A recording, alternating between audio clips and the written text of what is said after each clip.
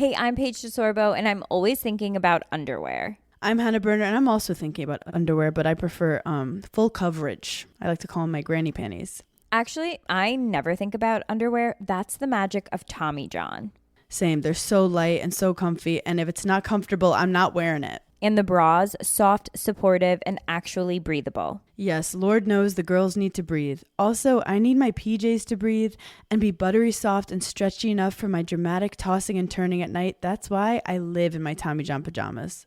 Plus, they're so cute because they fit perfectly. Put yourself on to Tommy John. Upgrade your drawer with Tommy John. Save 25% for a limited time at TommyJohn.com/comfort. See site for details.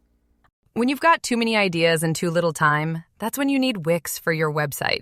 Wix helps business owners, like you and me, get more done without burning out. It's packed with AI tools that actually make running your business online easier. Build a full site just by talking with AI. Get an AI agent to manage your sales and marketing, or work like a 10-person team, even if it's just you. Try it for yourself at Wix.com. The kettle's boiled, Vic. Great. Perfect timing. Just a dash of milk for me, please, mate. Here you go. Shall we get started then?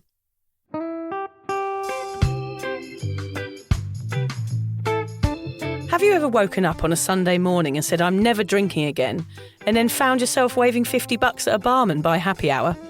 Are you wondering why everyone else can stop at 1 while you head to a dodgy after-party with a weird bloke called Disco Dave? If so, it might be time to take a deeper look at your relationship with your reliable social crutch, alcohol. On each episode, we'll investigate our own dysfunctional dealings with booze and find out if it's possible to stop this deeply ingrained habit before things get too messy. Yep, we're going to open up a shame shed of humiliating drinking stories to help you understand why waking up from a booze coma each weekend with a kebab sticking out of your top pocket might actually be negatively impacting your health. Hamish and I are here to delve into what it's like being sober, an unwanted warts and all look into why giving up those cheeky pints or putting down those mummy wines will make you feel happier, help your anxiety and mental health, and turn you into the most sparkly, authentic version of you. Won't that mean I become boring though, Vic? Well, Hamish, we'll just have to wait and see. I'm Victoria Vanstone. I'm Hamish Adams-Cairns. And this is Sober Awkward. I think people are going to get triggered, Hamish, today because the sound is different, isn't it? Well, we were trying to start 10 seconds ago, and then an aeroplane came back over, which just reminds us we're back in Freddie's bedroom. We're back in Freddie's bedroom. The OG studio. Yeah. Surrounded by toys, vomit, dog sick, what else? Well, it's actually, to be fair, it's not looking that untidy today. Actually, we've got a 20-year-old living in here at the moment. Yeah, very different experience. Yeah, we've got a visitor, yeah. She keeps it tidy, not like that little brat. No, she doesn't pee the bed quite as much. Well, well, it's a lovely episode today. We're doing a special, aren't we, Hamish? We are, and we've wanted to do this one for a very long time. Yeah, and we thought today was the perfect opportunity. It's glitter, rainbows, leather and pride. All of Hamish's favourite things. Yep. Yes, folks, today we're celebrating Sydney Mardi Gras. Mardi Gras is an occasion for everyone to come together and support the queer community, regardless of how they identify in their gender or sexuality. The week-long list of events has started, and the pièce de résistance is the Sydney Gay and Lesbian Mardi Gras Parade, which takes over Oxford Street on Saturday night. Yes, the parade is host to hundreds of floats and thousands of glitter-clad marchers, showcasing the vibrant diversity of the LGBTQIA plus community. People who identify as lesbian, gay, bisexual, transgender, queer, intersex and asexual. Whatever floats your boat. It's all about love, equality and inclusion. It's grown into a glittering spectacle over the last 40 plus years of history, and it's truly a sight to behold. It wasn't always such a riot of colour and sparkle though. Its grassroots origins as a protest for gay rights, born of a desire to simply celebrate queerness, remain at the heart of the event. Have you ever been, Hamish? Yeah, I went 3 times. Yeah, 3 years I was in Sydney. Yeah. My brother came... gay years. Yeah, my gay years. Yes. My brother actually came over from Hong Kong for a weekend, and it happened to be Mardi Gras weekend. Amazing. We did have an unusual situation where we were in a hot tub on the roof at a party. Have I told you this? I remember this story, it's brilliant. This couple walked past, and the girl said, to me and my brother, would you mind if I just leave my boyfriend here for a second while I go get some drinks? Yeah, of course, hop on in. The guy comes in. Within 20 seconds of him sitting down, he starts feeling me up. Yes. And I look over to my brother, and my brother gives me the eyes of a man who's clearly also being felt up. I think the girl was a plant. Maybe she was like the wing woman. Yeah. Anyway, so the only time I've ever been felt up at the same time as my brother was Mardi Gras. But what a wonderful experience. it wasn't. I felt closer to him as a result. But it was, it is easily my favourite weekend of the year. Yeah, absolutely. Mine too. How many times do you go to? I think I've been about 4, but because those 4 times that I've been when I was living in Sydney were when I was a drinker, I did my usual black it out sort of scenario, which is a shame. Well, I always ended up at either the gay club Arc, or I was in the Strawberry Hills Hotel, which is like the only pub that would be open until 6 or 7 in the morning. Yeah. And go home for an hour, then back onto Oxford Street on Sunday morning. I did have a guy. I went to the loo of a pub on the Sunday morning, like the day after the big party, and I'm standing at the urinal, and this very flamboyant, he must have been probably in his 70s, a sort of beautiful older gay guy comes in, stands next to me at the urinal, and he goes, "Lovely cock." And then he snorts a line of coke, and he goes, "And even lovelier coke." He gave me a wink and walked out. This is an unusual interaction. Oh, I just love it so much. I feel like I wish we were there, Hamish. Yeah. That is a sort of encounter that I want. It's the weekend I miss the most. Yeah. Every year that I'm not there. Well, I remember one year that I went, my friend Nick used to have an apartment in King's Cross, and we used to all meet up there and head out on the streets, and the streets were absolutely packed full of joy, I must say.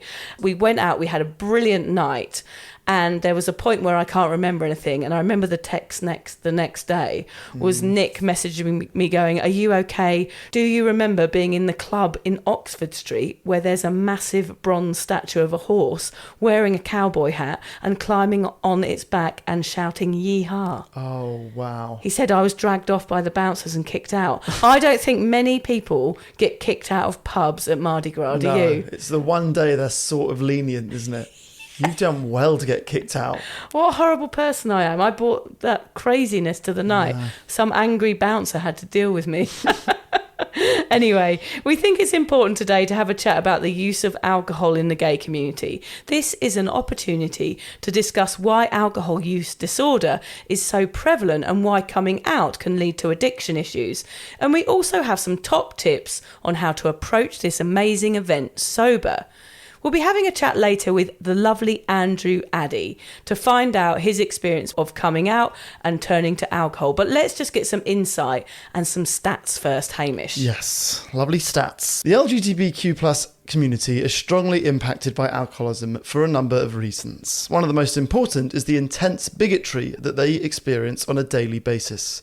This is especially true for older LGBTQ plus individuals or those who reside in less tolerant regions. The bigotry often results in intense emotional distress, including anxiety, fear, and feelings of low self-esteem.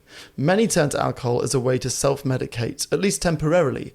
As time goes on, this self-medication actually makes the symptoms worse, leading to more drinking, and a downward spiral has begun. Yeah. For many decades, the only places that individuals, and particularly gay men, could meet and be open about their sexuality or feel safe was in gay bars. Drinking became one of the primary social interactions in the community. In fact, many of the most important moments in the LGBTQ plus history, such as the Stonewall riots, which led to the creation of the modern LGBTQ plus rights movement, were closely connected to gay bars. As a result, alcohol abuse has become more normalised in the community than society at large. Perhaps most damagingly, many members of the community do not have access to the same support systems as other members of society. Many of them lose the support of their families, or at least significant parts of their families, as a result of coming out. In particular, many LGBTQ plus youth end up homeless after either running away from or being kicked out by their families. So let's get some first-hand insight and welcome Andrew Addie to the show. Andrew is a passionate LGBTQ plus advocate and currently works in inclusion and belonging at a community health organisation. He has a weird and wonderful career history, which includes working in Alice Springs for 6 months, in co-coordinating the Central Australian Marriage Equality Campaign, doing communications and animal welfare, working for an agriculture minister, and organising events for the alcohol-free community. Since giving up alcohol, he's been very open about his journey with mental health and addiction. He's an avid surf lifesaver, pole dancer, and always willing to share his story with a good laugh. So here's my chat with Andrew Addie. I work at a queer health promotion organisation. We have 1.2 tons of lube to give out. Which I just find endlessly funny. Whoa, where did they even source 1.2 tons of lube from? Level 1 of our office. It got delivered and it was just crates and crates and crates of lube. It was very funny. That is amazing. Yeah. That is amazing. So good. And I'm marching in the parade tomorrow with lifesavers. Yeah. Which is good, but I also train lifesavers to become lifesavers, which is all tomorrow morning as well. So I'm cooked already. Yeah, you need to be going in fresh. Mardi Gras is the big weekend. I know. How are you doing? I'm good, thanks. I lived in Bondi for 3 years before moving up here, and I would say that Mardi Gras weekend is like the time that I miss it the most. Yeah. So fun. The greatest weekend of the year. Yeah. And I haven't been back for one since. I had a 1-year-old last year, so that sort of annihilated weekend partying in Sydney for a while. Yep. But yeah, man, I miss it. So also, it's just struck me, I'm doing this in Freddie's bedroom, which is Vic's youngest son. Mm-hmm. Just struck me, I've got a Freddie Mercury poster. It almost looks like I planted it. Like, I've got to get a gay icon on the wall. Elton John here, Freddie Mercury, Gaga. Yeah. Yeah, so it struck me when researching you that most people are not sober, and I would expect that the percentage of sober people in the LGBTQI plus community is probably even smaller. In my head, you might be like a unicorn. Like, where do we find a gay sober person? I don't know about a unicorn. I mean, I love a rainbow, but there's definitely queer sober people out there. You just have to look really, really hard.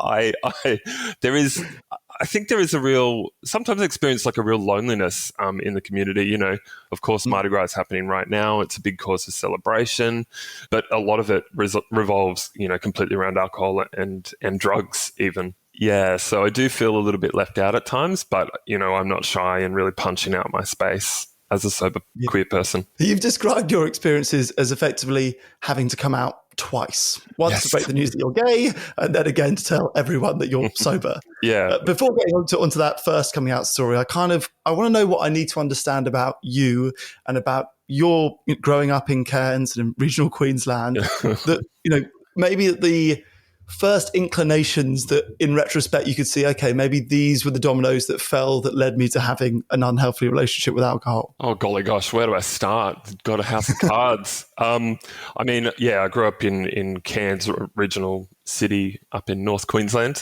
And I think, as a teenager, there was a real early culture of drinking. I kind of would go out on the weekends and, steal alcohol, or like someone's would get alcohol from their parents and off we went to the parties. And I was so young and I was in the closet at that time. I was still quite young. I didn't come out until I was about 18. But, alcohol was just always this thing that I could depend on. I think, it was a good little escapism for what I needed at the time.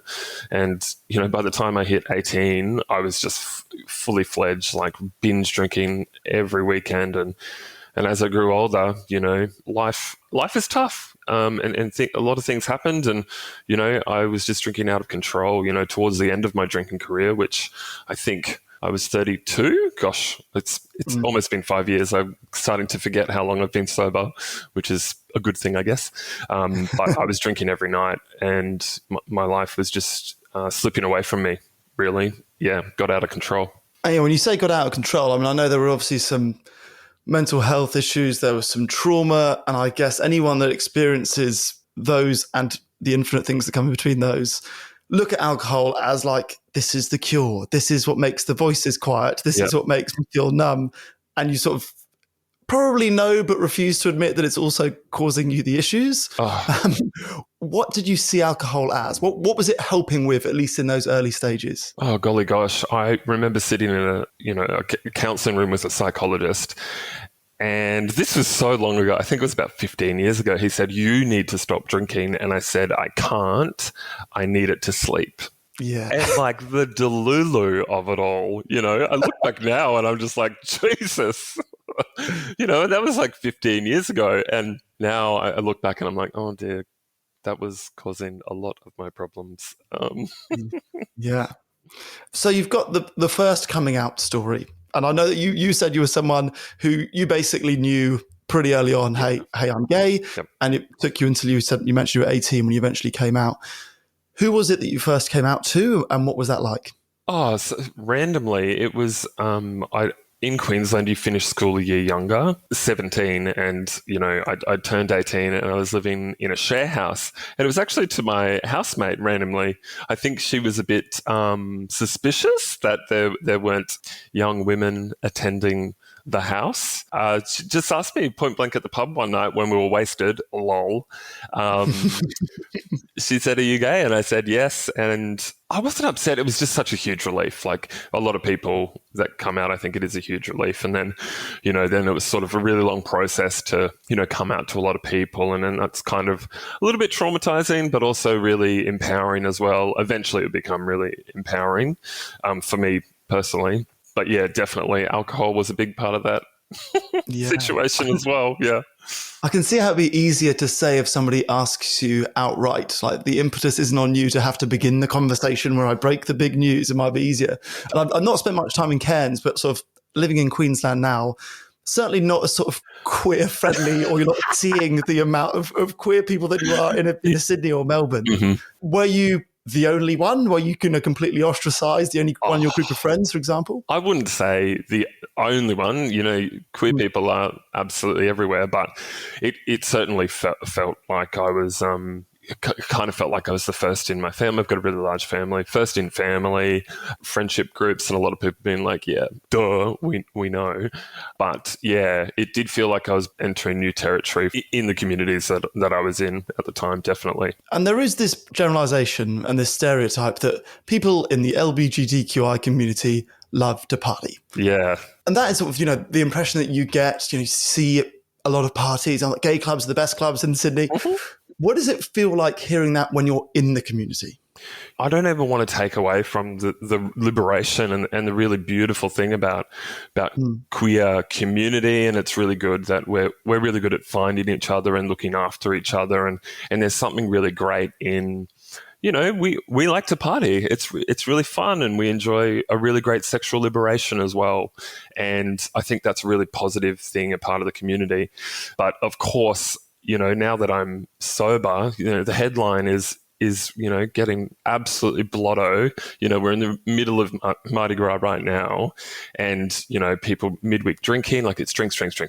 I keep getting invited to drinks. There is a really positive element of people coming together and finding each other, but there's also the stock standard that it always revolves around alcohol and drugs, which is incredibly jarring for me. But now that I've sort of found my voice and heading up to 5 years, I'm not afraid to say no and ask what it's going to be like for a sober person attending. And I'll just either exclude or either punch my way into that space. It struck me, the easy way to look at, there's a big party community there, is to go, well, there's more income, there's no kids, you can do it longer, there's less responsibilities. And I guess for me, I'm thinking, is that just surface layer? If you dig a little deeper, this is a group of people who, for the most part, have been, outcast or have been the minority at least. And a lot of people experience trauma. There is coming out to your friends and family is not easy for a huge amount of people. Is there an element of truth in the fact that some of the partying and some of the overdrinking might be more trauma-based than just the fact that, we haven't got kids, so we can party in our 50s, Absolutely. You scratch the surface of any queer group, queer community, you'll get, a huge outpouring of trauma, I would suggest. And, really kind of rough histories for a lot of people. And I think the people that do represent the queer community are usually white gay men, gosh, myself included, that have a bit of income and that sort of thing. But, that's definitely not the case for the majority of the queer community. Underemployment, mental health issues, addiction, left, right and centre. We speak about alcohol. We're incredibly overrepresented in those statistics as well.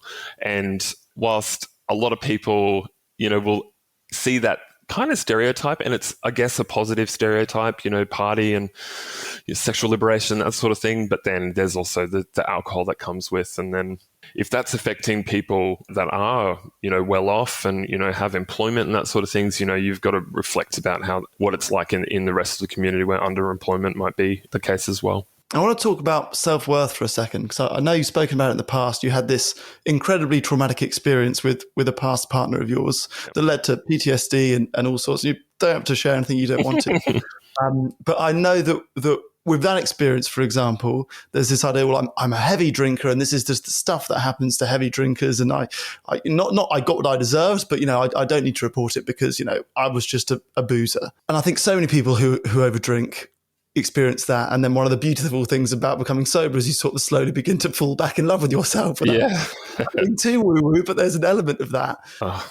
How quick did you sort of rediscover your self-worth on going sober? Oh, look, it was definitely a big period of time, I think because, I went through a home detox program with the support of a GP. So everything was really plan-based, started preparing before I was going to stop drinking. I started taking medication to help me out. And so the first month, it feels weird to say this, was kind of easy, which sounds a bit unhinged. I found the hardest part was 3 months to 12 months. I was like, oh my gosh, who am I? Who is that in the mirror? And, you slowly, I started feeling really good. And the endless benefits of not drinking, of course, were starting to kick in. And I was like, oh my golly gosh, I don't know who I am at all. So I kind of had to start again, it felt like, and, in so many different ways. It probably took up to a couple of years. I never used to be really good at being by myself, but now I love my own company. I'm just like, oh yeah, I'm chill. I don't need to do anything. I can just hang out with myself. And I think that is something that I love the most about this, surprise, surprise, is that I did fall back in love with me after a very sort of rough period of time. Gosh, how long was I drinking for? 15 years or whatever. Hey, I'm Paige DeSorbo, and I'm always thinking about underwear. I'm Hannah Berner, and I'm also thinking about underwear, but I prefer full coverage. I like to call them my granny panties. Actually, I never think about underwear. That's the magic of Tommy John.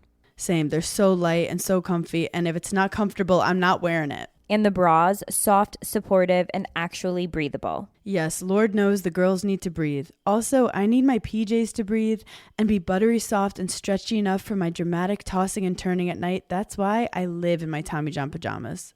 Plus, they're so cute because they fit perfectly. Put yourself on to Tommy John. Upgrade your drawer with Tommy John. Save 25% for a limited time at TommyJohn.com/comfort. See site for details. NetCredit is here to say yes to a personal loan or line of credit when other lenders say no. Apply in minutes and get a decision as soon as the same day. If approved, applications are typically funded the next business day or sooner. Loans offered by NetCredit or lending partner banks and serviced by NetCredit applications subject to review and approval. Learn more at netcredit.com/partners. NetCredit. Credit to the people. Yep. And now I'm back. You're back, baby. You've been nearly 5 years sober now. I know that your story wasn't a sort of, I hit rock bottom and then I had to turn my life around. But what was, your final day drinking? What was the final thing that happened that you were like, right, now I'm really out? And was it the first time that you tried to give up? Yeah, I think that's the misconception with a lot of people and drinking is that you need to absolutely bottom out completely. You need that rock bottom. You've got to have that big, Hollywood style, I'm going to turn my life around. That just didn't happen for me, and for a lot of people I know that are sober now, that didn't happen either. How many times did I try to stop drinking? Jesus, so many. That, eventually this one stuck, right? Like the time that I ended up stopping, it worked, obviously. But there was so many times over the years. I remember writing letters to people and text messages, group messages, like, I'm drinking too much, I'm not drinking, please help me, blah, blah, blah, blah. But I was never like thoroughly invested at all, and I wasn't getting the proper help that I needed as well. Because I'd planned when I was going to stop drinking, I did have like a last hurrah, and I kicked a car at a zebra crossing, and they didn't stop for me, and I kicked the car, and the guy got out and was going to beat the absolute shit out of me, but someone I was with, like, saved the day. But that was pretty brutal, and I guess is like a really sober reminder, if you will. Alcohol is not for me. So I kind of carry that around a little bit, but now I think it's quite funny. What did you do differently the time that you gave up and it works in comparison to the times when it didn't? I planned and planned and planned. And I think my mental health was not in a great space either. So I've had a very medical approach to stopping drinking. I had a psychologist, a great GP, of course, that I did the home detox through, a psychologist, and since a psychiatrist. And I think building a support network around me, I'd done the same thing that I'd always done and told everybody that I was going to stop. That gave me a really nice accountability as well. But yeah, plan, support, and then the medical element as well. And I was kind of throwing everything at it, because this, as much as I don't like to say it, my mental health was so bad that I think I kind of was approaching it a little bit as like, this is the last chance. And there was a part of me that was like, obviously, let's kind of push through here and, stay alive. At the start was a very big part of pushing me forward. And of course, since it has changed, and I've really rewired that way of thinking as well through a lot of work. Yeah. How many months planning were you talking? Were you like, I'm going to give up in 6 months' time and this is going to be the date? Like, how far in advance were you planning this? No, very, very quickly. It was about 3 weeks, I think. Yeah. Yeah, I just really went for it. I was pouring every bit of energy that I had into it. And I think, the thing that I was least prepared for was the social element. I was just not prepared at all. Yes. Well, the social element is probably the biggest reason that A, people who give up find it hard, and B, people eventually relapse. Like it's hard. I remember you describing it as being like in a room where the poison that's killing you is everywhere and everyone else is drinking it, and you have to look at it every time you go out, and you just have the, whatever you call it, willpower or whatever it is to go, no, I'm not going to do that. I imagine, anyone walking into a party who says, I'm not drinking today, or I don't drink, gets an element of peer pressure. Yeah. What is that like in like a Mardi Gras situation where everyone isn't just drunk, it's like party drugs? Yeah.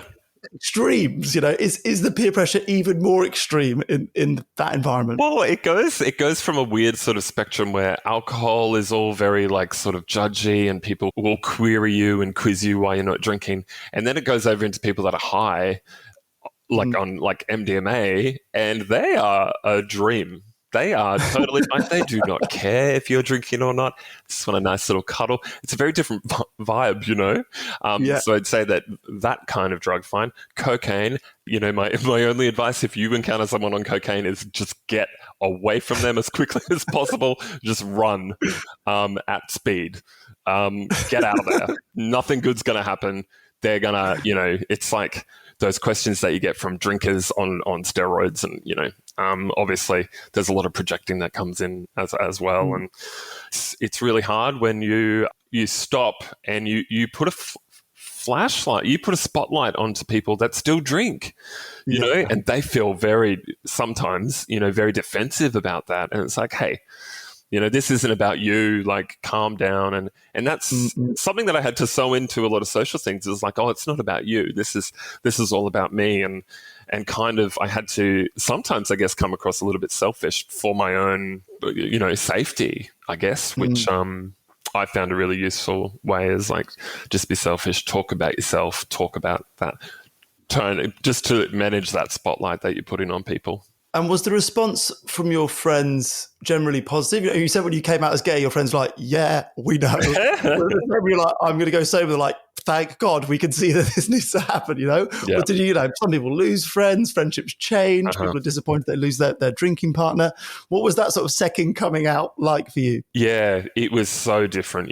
Coming out as queer, I think, of course, there's people that reject and you just leave them. And then there's the people that love you. And that, of course, that's fantastic, that support that I've had. But coming out as a non-drinker, my gosh, it's so different and something that I still experience a real whiplash when I tell people that I don't drink.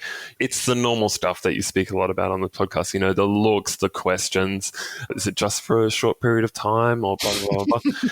And now I have absolutely no problem, like I said, just punching straight in. I don't drink. I used to drink. I don't drink anymore. I'm an alcoholic if I want to make people really uncomfortable. And it always goes on how rude they are. And if they're incredible rude, then I say, I'm an alcoholic. You can't say that to me, just to give it back a bit, because I'm not afraid. I used to be afraid, and now I'm not at all. And I encourage everybody to not be afraid about centering yourself as someone that doesn't drink. Don't be a backup dancer. You're the main event. And you've described yourself a bit like me as a self-confessed extrovert, which I think in the early days of going sober, it's always like, am I still an extrovert? I know I was an extrovert when I was drunk. Am I still capable of being an extrovert? Am I still able to party or be the life and soul of a party when sober? How have you found that? How quickly were you able to go, oh yeah, I'm still an extrovert. I can still party without the booze. It took me a little bit of time to find that groove again. I had a whole bunch, this is what I mean. In the 6 month to 12 month period was the biggest time of personal change, I think, where everything is still kind of up in the air. You don't know if I'm going to start drinking again, and it's kind of in your head a little bit. Yeah, slowly but surely you test things out and you do things, and then you kind of come out your shell a lot, and then you absolutely go back in, and it's like, okay, I flew too close to the sun there. I'm calm down a little bit. And now, golly gosh, of course my social life has changed.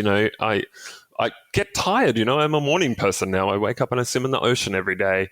And the thought of going out and sitting at a pub until midnight makes me feel gross. It stinks. And drunk people are obviously a fucking nightmare. I know, I was one. I teach life-saving now, I'm still very much an extrovert. It's just in a very different way. I will still host things. I'm still really good at parties and everything, but there comes a time where I'm just and it's usually when you hear a drink smash, there's a few clues. A drink smashes, someone grabs you and pulls themselves towards you. Nothing annoys me more as a sober person when a drunk person grabs you, because they have to tell you something that's really important, but it's, of course, absolute horseshit. Those two Everybody things. said it to you half an hour ago. Oh God, yeah. I'm just get me out of here, and I just turn to whoever it is, and I'm just I'm leaving right now. And it's not even an Irish goodbye. It's shouting to a room half the time. I'm just catches. I'm out. Well, funny you say that. I remember hearing you say that, one of the great tips that you could give anyone going sober in those early days is to tell your closest friends, hey, if I say, get me out of this party, get me the fuck out of this party. Yeah. How many times did you have to do that? Oh, actually, not too many, but having that in your head is half the trick. I guess a few times in the early days, I did pull that ripcord. I was like, I gotta go. And it was good to have a person that you'd kind of teed up before, having that plan in place. It's all about planning. Without a plan, you're going to fail, of course. But I used it a few times, and now it's just a part of it's my self-regulation almost, where I'm like, nah, I've heard the drink smash. Someone's pissed me off. I'm out of here. For anyone who's approaching this weekend, Mardi Gras in Sydney, for anyone that doesn't know Mardi Gras in Sydney, firstly it's the greatest weekend ever. I knew that gay pride was going on when I was in London, but it didn't take over the city. It was just something that was happening, and some people go, some people don't. Sydney, the whole city parties. Totally. Basically. Yeah. If anyone's listening to this and they're nervous to go to their first Mardi Gras sober, which obviously you've done 5 or 4 or 4.5. Yeah. What would your advice be? What have your experiences been of it? I think what we were just speaking about, your friends that you can trust. Obviously, you're going to have friends that are still going to be probably drinking and taking drugs or whatever. But then you're going to have people that are genuinely interested in your welfare. And, you'll figure out who those people are, over time, and tell them that peer support is so important and has dragged me through many, many, many times. I've also got a group chat. It's called Sober Furious Gays. And we're frantically texting each other all the horse shit that we've been experiencing over the past period of time, but also Mardi Gras. God, absolute vodka, get me out of here. Everything's, all the alcohol branding. I'm just like, it's literally everywhere. So make sure you've got a person that you can lean on. And otherwise, just if you need to exclude from something, that's okay. It doesn't mean you're a bad queer person. It's totally fine to just sleep through it. Don't be afraid to do that either. If you need to. If you're not sure, don't go. I like the idea of your Sober Furious Gays group having like a meeting point. It's like, if you're struggling, 2 a.m, we meet here, assemble. Yeah, 2 a.m. Good God, no way. We're well and truly asleep by then. Oh, no, one's a night owl, actually. But yeah. Do you go out with sober gay people? Have you got a group of like, okay, let's have sober nights out? And is there even a place to do that? Oh, like, not really. You're always going to feel a little bit out. The majority of things as an adult are focused on alcohol, but of course we go and do cool stuff, like we're just leaning into the artistic gay side of things. There's so much to do without booze. When you're on the other side, it feels like there isn't, but of course there is. We go to dinner all the time, do cool stuff, like movies. I drag them to like foreign cinema. But yeah, I have so much more fun now in a shorter period of time than I used to when I would get wasted and like leave home and come back 48 hours later. What's your Mardi Gras look like this weekend? What have you got planned? It's big. So this morning, I woke up, I live in Bondi, and we had a lovely swim in Bondi Bay, and I was stung by blue bottles, as were my friends, unfortunately, but I'm hoping okay. And then we went to a flag raising ceremony at North Bondi Surf Club. Thank you, Nobo. And then tonight I'm actually sleeping because I need to, because tomorrow I wake up and I train lifesavers, and then I am in the afternoon, I am going to be marching with Lifesavers with Pride, which is another pure joy. I left alcohol and I found the ocean. And so, yeah, I'm really excited for that. You'll see me in my tiny little togs. No time for body dysmorphia, because you got nothing to work with, just a tiny little pair of red and yellow togs. That's awesome. We've wanted to do this episode for so long. Like, we need to do an episode on this subject. It's so important. We were like, neither of us are gay. Like, we need the perfect guest for this to be worthwhile. And I think you are who we were looking for. So thank you so much for doing this today. No, thank you. Thank you so much for having me. Love your work. That was such a lovely interview, Hamish. I do want to learn a little bit more about that pole dancing, though. I didn't really get into it with him. No, I know. We only had half an hour. I would have happily spent 25 minutes talking about pole dancing. Yeah, we'll have to call him back. Yeah, we'll do a separate episode. I think we will. Yeah. It might seem like a huge change, but if you really want to soak up all the Mardi Gras has to offer, why not try and celebrate it without drinking alcohol? That is an option. Who knew? You'd be able to count on one hand the amount of people that go to Mardi Gras sober, but you could be one of them. I reckon there'll be a sober float there. We'll wait and see tomorrow. Yeah, we'll see what happens. Yeah, we'll report back on that one. I reckon there'll be a little sober scene going on. Mardi Gras is one of our favourite holidays. You might be able to find new ways to celebrate it without alcohol, and chances are you will have friends or accountability buddies who are excited to join you. Here are some ideas to make it a bit easier. Firstly, food. Seek out your favourite Mardi Gras themed dishes. Try new stuff and make that your joy. I know it's ours. We always do that at Christmas. We suddenly go, bugger the booze. Yes. Let's go hard on food. Sausage and 2 veg, that would be it, wouldn't it? The Mardi Gras flavoured dish. That's my penis joke for the day, Hamish. We had to have one in there, didn't we? I wonder if the sales of sausages go up at Mardi Gras. I should think so. Sausages and bananas. Go to daytime events and find some sober mates to hang out with. Enjoy time with loved ones. Appreciate being present and just feeling the love around you. One that is always relevant, particularly Mardi Gras, and Andrew and I did talk about it, is leave when you are ready to leave. I heard this being called the veto card earlier today. Being in recovery gets you a VIP pass to take off whenever you need to. Treat sobriety like it's your job, like you're basically on call at all times. You get to take off whenever you want to, and you get to protect what you've worked so hard for. Even if you organise the evening or you just paid $75 for parking, even if you were feeling fine 5 minutes ago, if you're feeling fragile, use your veto card and burn rubber out of there. I think that's such an important one, isn't it, is knowing when to leave, because you might get drawn in otherwise. Yeah. Remember that FOMO is an illusion. How many times have you wanted to be invited to an event, but knew in your heart you wouldn't go anyway? Anyone, anywhere, Bueller, Mardi Gras, or any big, exciting event which happens to be infused with alcohol is like that. Sounds fun, looks fun, and probably is less fun than you've imagined sober. So if it's not feeling safe to go, then don't. That is definitely an option. Yeah, you could probably just make the most of the fact that there's no one out. Yeah. You'd probably just walk into a cinema, get a front row ticket. You could do whatever you like. Everyone's going to be on Oxford Street. Yeah, and you could watch it at home with a cup of cocoa. Yeah, it's on TV as well. Yeah, I think it's on TV as well, the big it's on concert. the ABC, yeah, I think so, yeah. Oh, it's such a good... Is Kylie playing this year? You usually drag Kylie out, don't they? Yeah, usually her or Gaga or Sam Smith. Yeah. No, I think she was last year. Okay, maybe Sam Smith, he's good, isn't he? Yeah, Love him. But I think he's done it as well recently. I don't know who's doing it this year. year. I'm excited, we'll find out. It's so good. If you do want to go, just go, enjoy it, leave when you're ready. Do Mardi Gras however you want to do it, with pride and with a genuine joy. Yeah, what will you be doing, Hamish? I'll be watching it on TV wearing my leather thong. Oh, of course. Oh, what a coincidence, Hamish. That's what me and John are doing tonight as well. That was a whole family leather thong situation. Yes, yeah, we're going to be all getting our leather thongs on, all the kids as well, and we're watching the Mardi Gras. Not easy to find. It's a tradition in my family. Not easy to find a 6-year-old's leather thong, is it? No. They don't sell many of those. You have to make that yourself. Yeah, I made it myself, yeah. Thanks for listening, everybody, and have a brilliant Mardi Gras weekend. If you're questioning your relationship with booze, you're struggling to moderate, or your hangovers are causing anxiety, it might be time to reach out for some support. Yeah, just talk to a mate about how you're feeling, contact a local doctor, find an AA or sobriety group. Vic's got one. Yeah, just head to www.cuppa.community.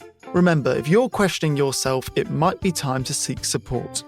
Even though this journey can be awkward, it is definitely worth it. And if you've enjoyed the Sober Awkward podcast, don't forget to review it, rate it, and share it with your mates. They have to share it with their mates? Yeah, of course they do. I'm not doing this for nothing, Hamish. Bloody hell. How do they share it? I don't know, just write it on the...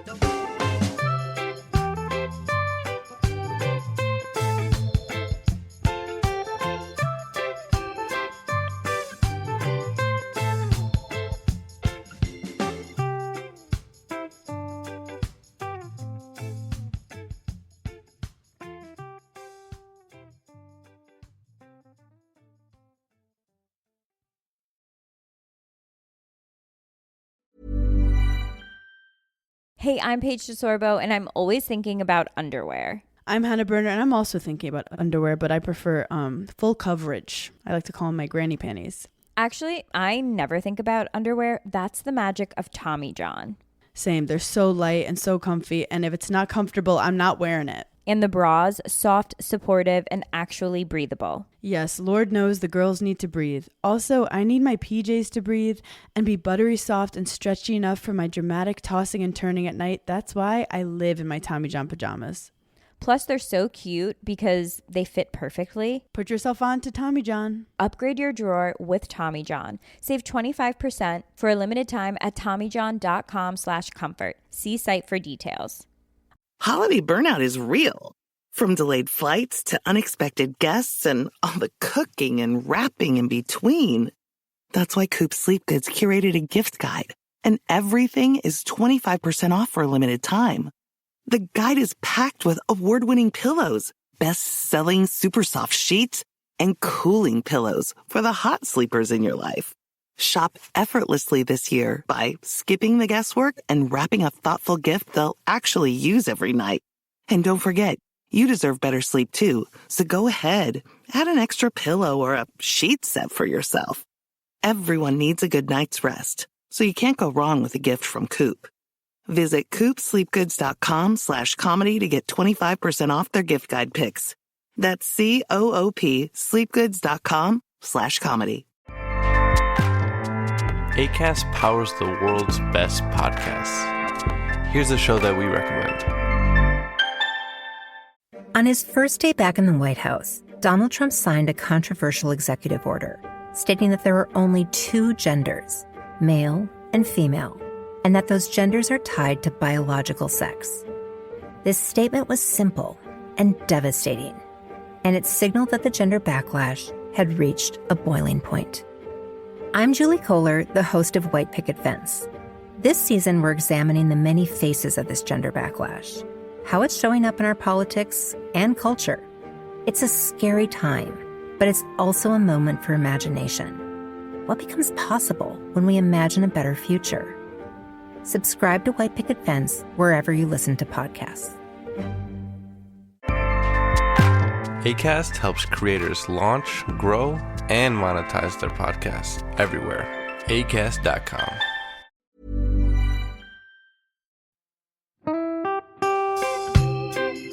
So, as you probably know, my comedy memoir, 1,000 Wasted Sundays, is officially out. All my magnificent fuck-uppery in one awkward hit. If you'd like to get your hands on a copy, it's now available from all good bookstores. We always say all good bookstores, don't we? Yeah. Are there bad bookstores? No, it's probably ones with moody sellers. Oh yeah, really depressed librarian folk. Yes, okay, yeah. So there are probably some, but we're only storing it in the good ones. It's only made it into the goodies. You can also get it from all good online retailers. The print version and ebook are out now, and the audiobook will be available in March. I've been writing my memoir for 5 years. It will make you laugh, cry and cringe, and hopefully inspire a few people to reconsider their relationship with booze. If you love the podcast, then I think you'll love the book, even if I do say so myself. Hamish has read it. What did you think? I feel like I know a little bit too much about you now, to be honest, Vic. Look, I really loved it. It was hilarious and surprisingly moving, but I feel like I've seen you naked in a literary sense. Yeah. Does that make sense? Yeah, that's worrying. Yeah. From an emotional point of view, seriously, it wobbled my teeny weeny wooden heart, Vic. Okay. My teeny little wooden heart. Well, his wooden heart is broken. Anyway, so if you do manage to get your filthy mitts on a copy, please do me a favour and head to goodreads.com and give me a review. Doing that will help me get it out there to those that need a bit of sober support. So there you have it. My story, unwanted warts and all. Come and get awkward with me. Not to be too demanding or anything, but seriously, go and buy it now. Go and buy it right now. Yeah, don't just tell your friends, buy it, and then buy your friends one or two. Yeah, don't give them a copy, buy it, yeah. And you know what, don't be careful where you store it. If you lose it, you can always buy another 5. Buy another one. Yeah.